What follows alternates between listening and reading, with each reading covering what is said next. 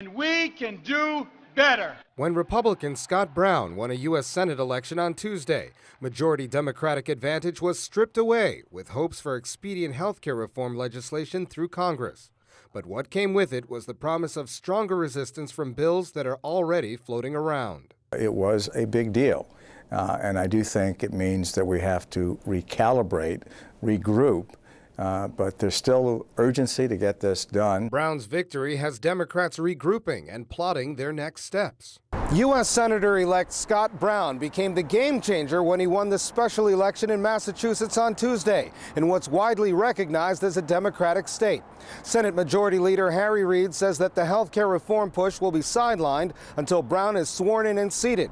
Health care reformists are trying to maintain their optimism. Health care experts say the Obama administration needs to be clearer about its message and the urgency behind the need for a health care overhaul to cover 47 million Americans without it. If we don't do something about our health care system, this present system will bankrupt families, it will bankrupt businesses, and it will bankrupt the government.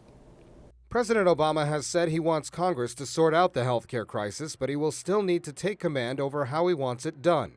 He has expressed the desire for bipartisanship, but that doesn't seem to be working so far.